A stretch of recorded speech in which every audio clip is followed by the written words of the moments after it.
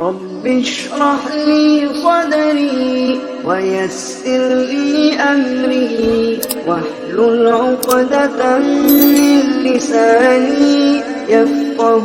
قولي رب اشرح لي صدري ويسر لي أمري.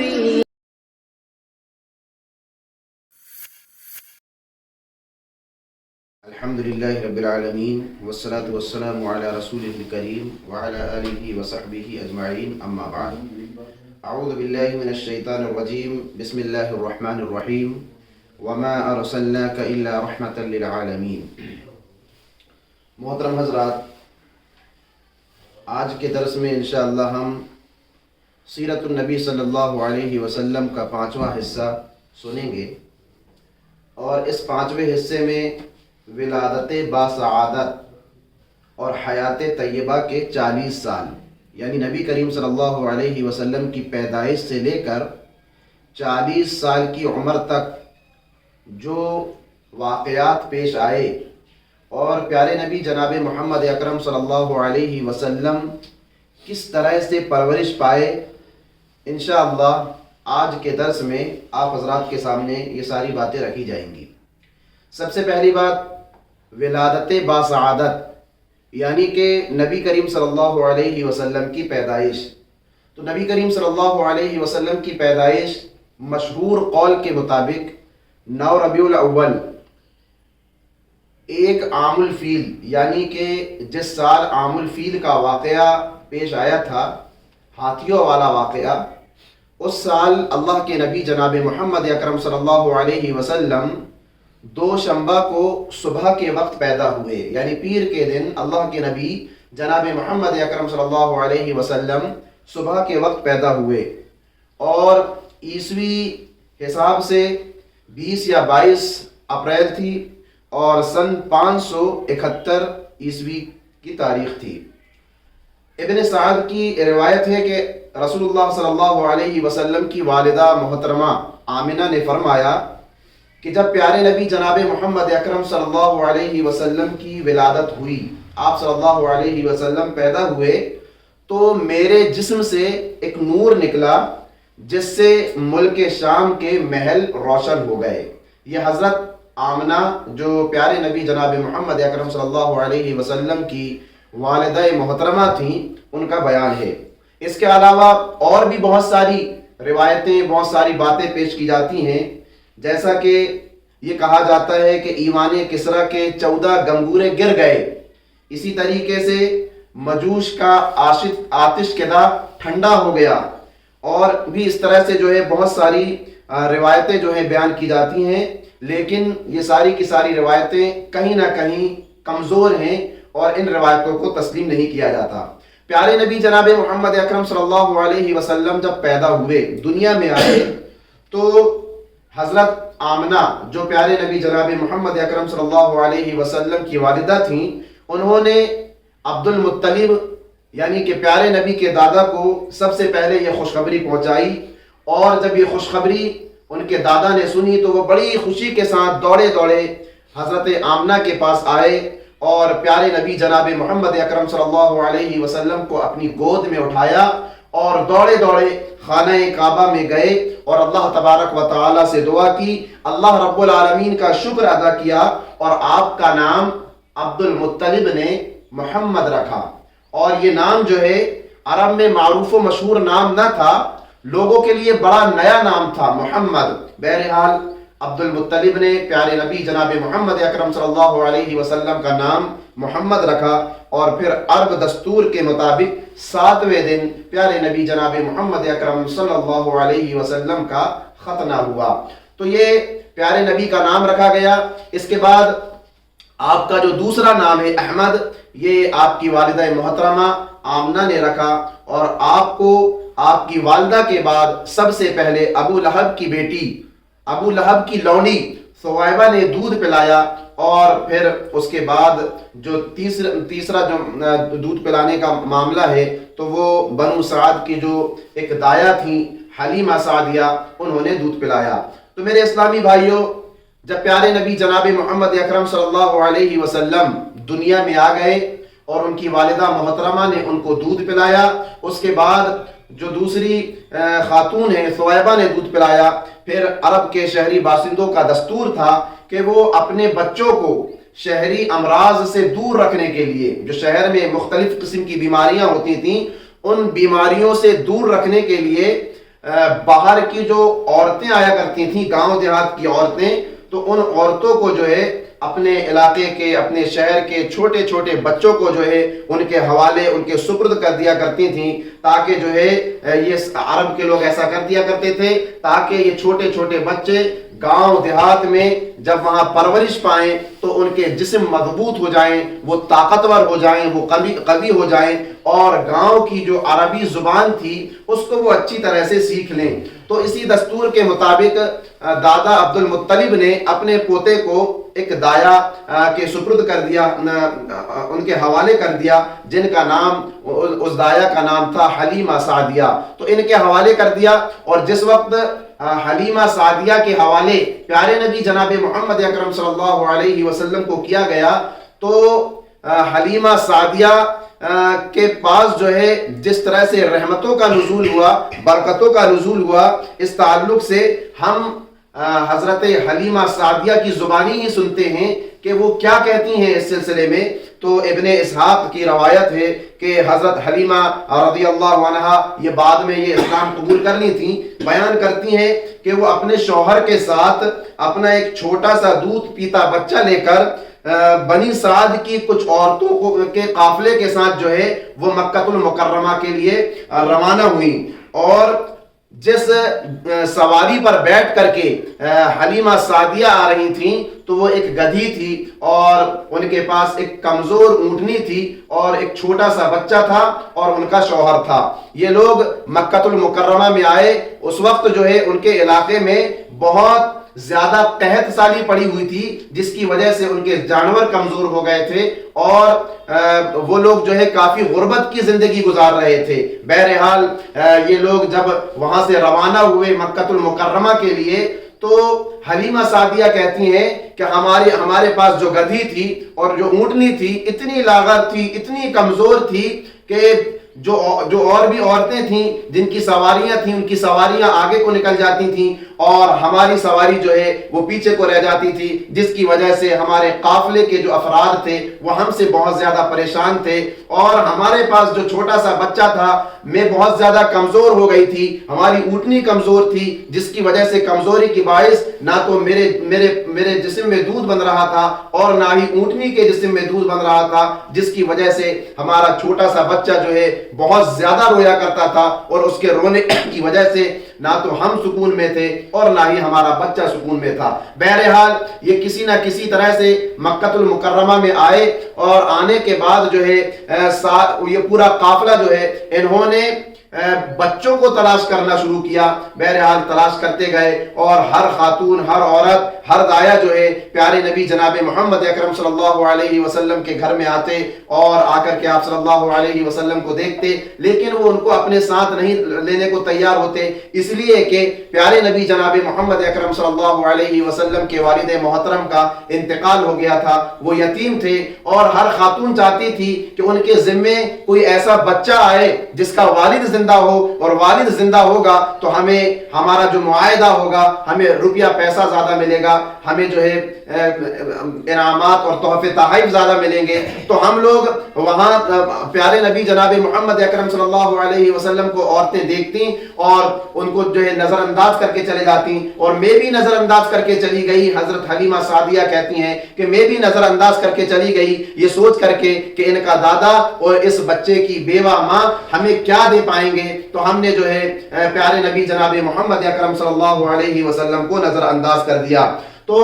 ادھر حضرت حلیمہ سعدیہ کہتی ہیں کہ جتنی عورتیں میرے ہمراہ آئی تھیں سب کو کوئی نہ کوئی بچہ مل گیا، بس میں ہی ایک بچی ہوئی تھی جس کو کوئی بچہ نہ ملا تھا. جب ہم لوگ واپس ہونے لگے تو میری غیرت نے مجھے للکارا کہ کیا صرف اکیلے تنہا ہی واپس چلے جاؤ گے. لہٰذا میرے دل میں خیال پیدا ہوا کہ وہ بچہ جس کو کوئی نہیں لیا اور جس کا باپ اس دنیا میں نہیں ہے، کیوں نہ اس بچے کو لے لیا جائے اور ہمیں اس کے عوض جو ہے کچھ نہ کچھ تو مل جائے گا. بہرحال حضرت حلیمہ سعدیہ کہتی ہیں کہ ہم حضرت آمنہ کے پاس گئے اور 2 سال کی ڈیل ہوئی اور جو بھی معاہدہ ہوا روپیہ اور پیسے کا وہ سب کچھ طے ہونے کے بعد جب ہم نے جب اس بچے کو اپنی گود میں لیا اور اس بچے کو لے کر کے جب میں اپنے ڈیرے میں واپس آئی, اپنے حجرے میں واپس آئی اور اس بچے کو دودھ پلانے کے لیے اپنے آغوش میں رکھا, تو اس بچے کو اپنے آغوش میں رکھنے کی وجہ سے اللہ رب العالمین نے جو ہے میرے سینے میں دودھ کی مقدار کو بڑھا دیا اور اس بچے نے بھر پیٹ جو ہے دودھ پیا. اور صرف اس بچے نے ہی دودھ نہیں پیا بلکہ میرے بچے نے بھی جو ہے شکم سیر ہو کر کے جو ہے دودھ پیا. اور پھر اس کے بعد جو ہے صبح کے وقت میرے شوہر اونٹنی دھونے کے لیے گئے تو دیکھا کہ ان کی اونٹنی کے دودھ جو ہے ان کی اونٹنی کا تھن جو ہے دودھ سے بھرا ہوا ہے. انہوں نے جو ہے دودھ کو اچھی طرح سے دھوہا اور پھر اس کے بعد یہ سارے معاملات ہوئے. ان سب معاملات کو دیکھنے کے بعد میں خود حیران اور پریشان تھی, میرا شوہر حارث بھی بڑا حیران اور پریشان تھا کہ آخر ماجرا کیا ہے. میرے شوہر نے مجھ سے کہا کہ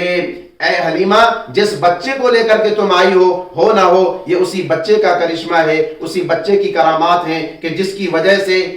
ہماری اونٹنی دودھ دے رہی ہے اور ہمارا بچہ بھی جو ہے آپ کے دودھ سے جو ہے شکم شیر ہو گیا. بہرحال حلیمہ سعدیہ کہتی ہیں کہ اس کے بعد ہمارا قافلہ روانہ ہوا, واپس اپنے وطن کی طرف آنے لگا, تو میں اپنی اسی خستہ حال گدھی پر سوار ہوئی اور اس چھوٹے سے بچے کو اپنی گود میں رکھ لیا. اور اس خستہ حال گدھی پر میں جب سوار ہوئی تو وہ گدھی اتنی تیز رفتار کے ساتھ چلنے لگی کہ ہمارا قافلہ ہمیں دیکھ کر کے جو ہے دنگ ہو گیا کہ آخر ماجرا کیا ہے. کہ یہ خاتون جب بچے کو لینے کے لیے آئی تھی اس وقت ان کی سواری جو ہے بڑی کمزور تھی, پیچھے تھی, اور آج جب یہ بچے کو لے کر کے واپس جا رہے ہیں تو ان کی جو سواری ہے بڑی تیز رفتار ہو گئی ہے. بہرحال کسی نہ کسی طرح سے جو ہے ہم لوگ جو ہے حضرت حلیمہ سعدیہ کہتی ہیں کہ ہم لوگ اپنے گھروں میں آ گئے. مجھے نہیں, حضرت حلیمہ کہتی ہیں کہ مجھے معلوم نہیں کہ اللہ کی روئے زمین کا کوئی خطہ ہمارے علاقے سے زیادہ قحط زدہ نہ ہوگا, لیکن ہماری واپسی کے بعد میری بکریاں چرنے جاتی تھیں تو شکم شیر ہو کر کے واپس آتی تھیں, اور جو دوسرے لوگوں کی بکریاں تھیں, دوسرے لوگوں کی اونٹنیاں تھیں, وہ خالی ہی پیٹ واپس لوٹا کرتی تھیں. پتہ نہیں ایسا کیا معاملہ تھا, ایسی کیا کرامات تھی. بہرحال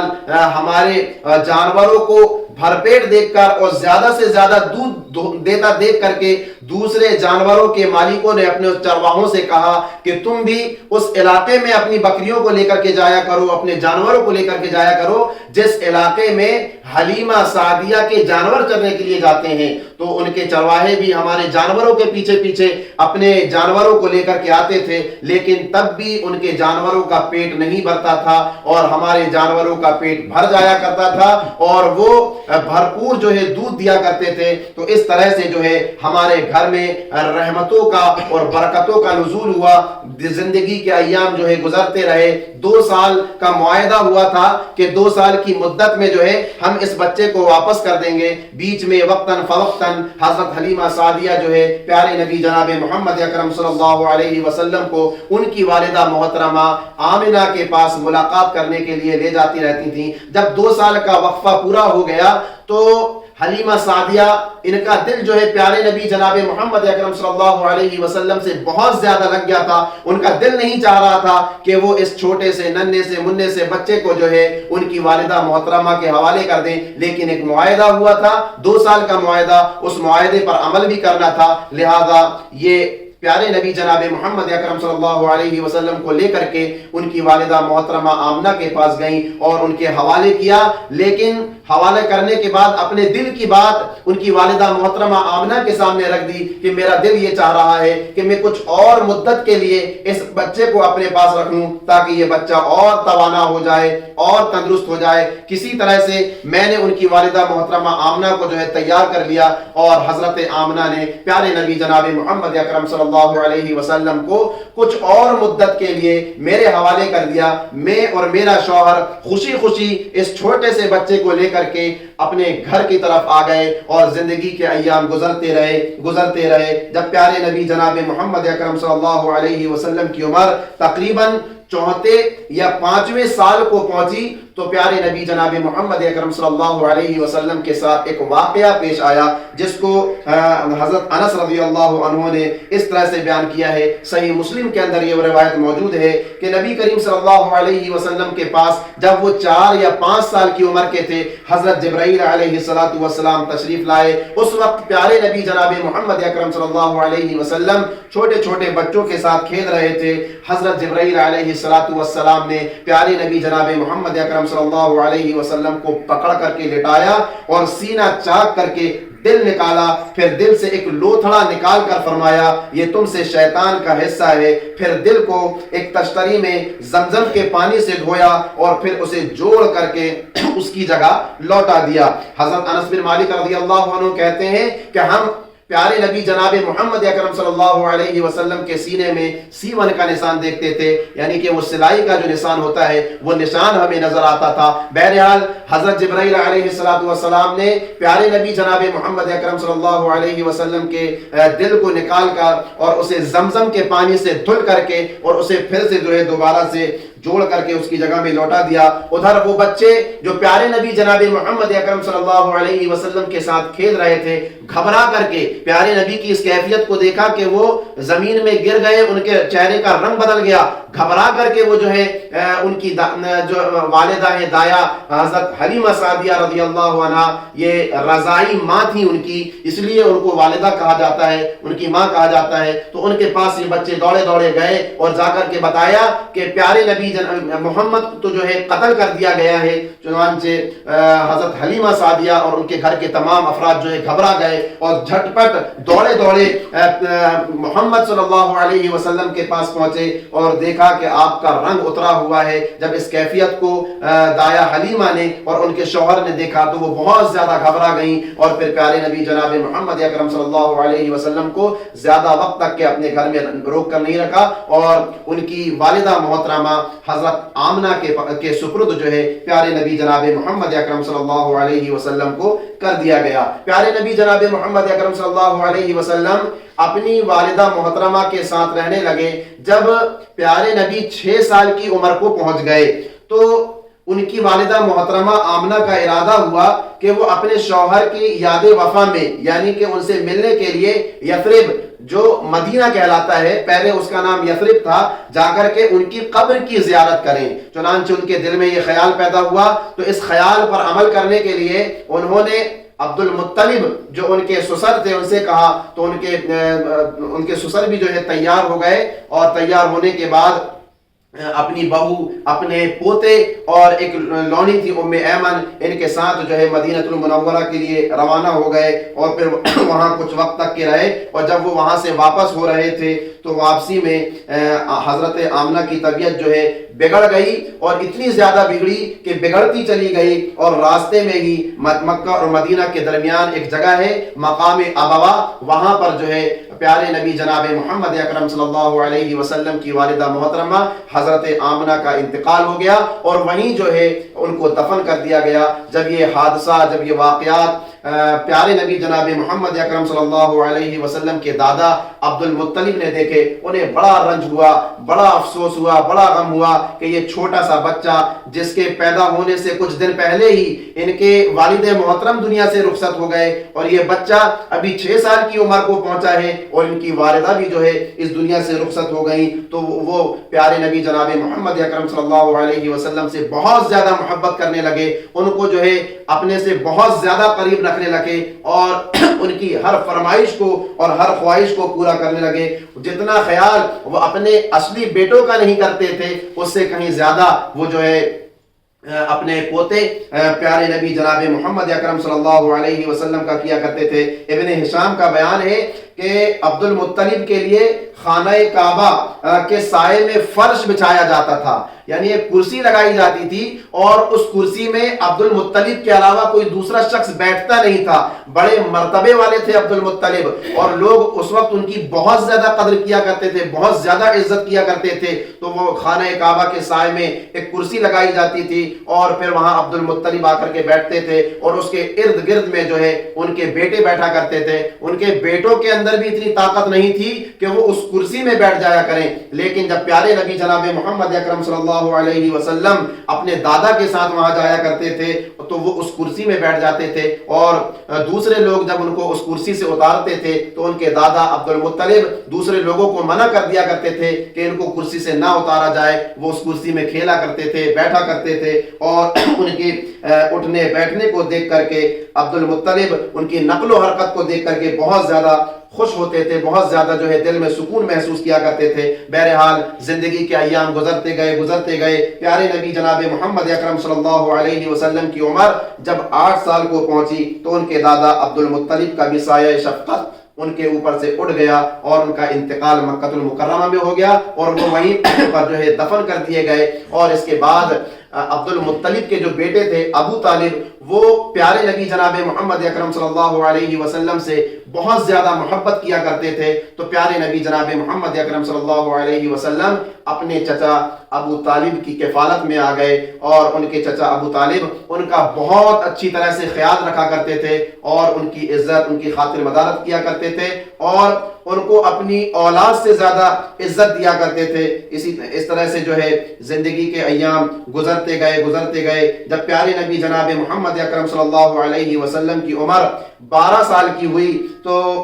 ایک قافلہ جو ہے ملک شام کی طرف جا رہا تھا، جو ابو طالب کا قافلہ تھا۔ تو اس قافلے میں پیارے نبی جناب محمد اکرم صلی اللہ علیہ وسلم بھی جو ہے شریک ہو گئے۔ جب یہ ایک علاقے میں پہنچے تو وہاں ایک عیسائی شخص تھا جو راہب تھا، اور وہ اپنے گھر سے باہر نہیں نکلا کرتا تھا۔ تو جب پیارے نبی جناب محمد اکرم صلی اللہ علیہ وسلم اپنے چچا ابو طالب کے ساتھ اس علاقے میں پہنچے اور وہ وہاں پر کچھ وقت کے لیے رکے، تو وہ راہب، وہ عیسائی جو ہے وہ اپنے گھر سے باہر نکلا اور ابو طالب کے پاس آیا، اور اس نے پیارے نبی جناب محمد اکرم صلی اللہ علیہ وسلم کو دیکھا تو ان کو جو علامتیں پیارے نبی جناب محمد اکرم صلی اللہ علیہ وسلم کے اندر نظر آئی تو اس نے جو ہے پہچان لیا، اور محمد صلی اللہ علیہ وسلم کا ہاتھ پکڑ کر کے کہا کہ یہ سید العالمین ہیں، اللہ انہیں رحمت للعالمین بنا کر کے بھیجے گا۔ ابو طالب نے کہا کہ یہ سب باتیں آپ کو کیسے معلوم ہوئی؟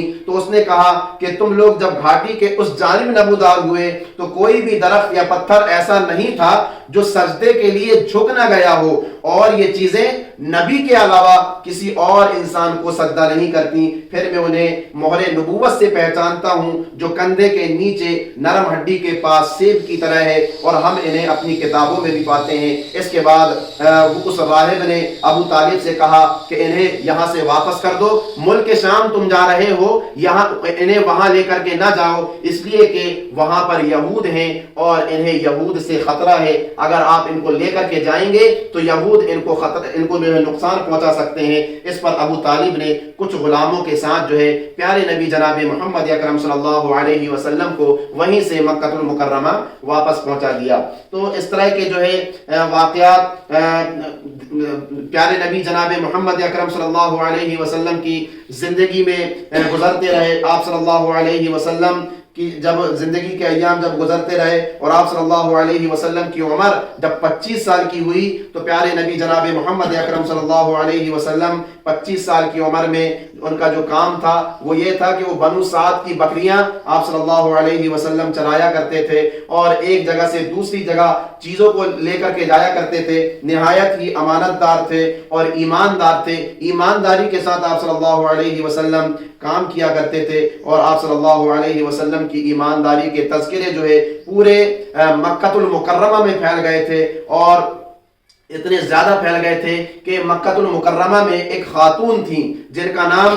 خدیجہ تھا، اور وہ بیوہ خاتون تھیں اور کافی مالدار تھیں اور پورے مکہ المکرمہ میں ان کا بہت زیادہ جو ہے نام تھا. تو انہوں نے جب پیارے نبی جناب محمد اکرم صلی اللہ علیہ وسلم کے بارے میں سنا کہ یہ نوجوان شخص نہایت ہی ایماندار ہے, تو انہوں نے جو ہے ان کے پاس خبر پہنچائی کہ ہمارا ایک قافلہ جو ہے فلاں فلاں جگہ جا رہا ہے, تو کیا آپ اس قافلے کے ساتھ جا سکتے ہو؟ اگر آپ اس قافلے کے ساتھ جاؤ گے تو ہم تمہیں جو ہے اتنا اتنا معاوضہ دیں گے, بلکہ دوسروں کے مقابلے میں ہم تمہیں اور بھی زیادہ جو ہے معاوضہ دیں گے. بہرحال پیارے نبی جناب محمد اکرم صلی اللہ علیہ وسلم جو ہے حضرت خدیجہ الکبریٰ رضی اللہ عنہا کا جو قافلہ تھا اس قافلے کے ساتھ جانے کے لیے تیار ہو گئے, اور وہاں پر جا کر کے ان کا پورا مال جو ہے اس کو فروخت کیا, اور وہاں سے واپس آئے تو ان کا حضرت خدیجہ الکبریٰ کا جو غلام تھا وہ اس نے حضرت خدیجہ الکبریٰ رضی اللہ عنہ کے پاس جو ہے پیارے نبی جناب محمد اکرم صلی اللہ علیہ وسلم کی ایمانداری کے بارے میں بتایا کہ یہ کتنے ایماندار ہیں اور کتنے اچھے اخلاق والے ہیں, اور انہوں نے جو ہے میرے ساتھ کس طرح سے جو ہے رویہ کا اظہار کیا. بہرحال جو ہے ان کے اس اخلاق کو سن کر کے حضرت خدیجہ الکبریٰ رضی اللہ عنہا نے جو ہے پیارے نبی جناب محمد اکرم صلی اللہ علیہ وسلم کے پاس ان کے چچا کے پاس جو ہے نکاح کا پیغام پہنچایا, اور ان کے چچا جب تیار ہو گئے تو پیارے نبی جناب محمد اکرم صلی اللہ علیہ وسلم کی عمر اس وقت 25 سال تھی, اور حضرت خدیجہ الکبریٰ کی عمر اس وقت جو ہے 40 سال تھی. دونوں کا جو ہے کا نکاح کر دیا گیا, اور پھر زندگی کے ایام گزرتے رہے. اللہ تبارک و تعالی نے ابراہیم کے علاوہ رسول اللہ صلی اللہ علیہ وسلم کی بقیہ تمام اولادیں حضرت خدیجہ الکبریٰ کے بطن سے تھیں. سب سے پہلے قاسم پیدا ہوئے, اور انہی کے نام پر آپ صلی اللہ علیہ وسلم کی کنیت ابو القاسم پڑی. پھر زینب, رقیہ, ام کلثوم, فاطمہ اور عبداللہ پیدا ہوئے. عبداللہ کا لقب جو ہے طیب اور طاہر تھا. آپ صلی اللہ علیہ وسلم کے سب بچے بچپن میں ہی انتقال کر گئے. البتہ بچیوں میں سے ہر ایک نے اسلام کا زمانہ پایا, مسلمان ہوئی اور ہجرت کے شرف سے مشرف ہوئی, لیکن حضرت فاطمہ رضی اللہ عنہا کے سوا باقی سب کا انتقال پیارے نبی جناب محمد اکرم صلی اللہ علیہ وسلم کی ہی زندگی میں ہو گیا. اور حضرت فاطمہ رضی اللہ عنہا کی وفات پیارے نبی جناب محمد اکرم صلی اللہ علیہ وسلم کے اس دنیا سے جانے کے تقریباً 6 مہینے کے بعد ہوئی. اس کے بعد کا جو واقعہ ہے, جو باتیں ہیں, انشاءاللہ آئندہ درس میں آپ حضرات کے سامنے بیان کی جائیں گی. اللہ تبارک و تعالیٰ سے دعا ہے الہ العالمین ہم تمام کے تمام مسلمانوں کو پیارے نبی جناب محمد اکرم صلی اللہ علیہ وسلم کی زندگی کو جاننے والا بنا, اور آپ صلی اللہ علیہ وسلم کی گزاری ہوئی زندگی کے مطابق ہم سب کو جو ہے عمل کرنے کی توفیق عطا فرما. آمین ثم آمین. وآخر دعوانا ان الحمد للہ رب العالمین.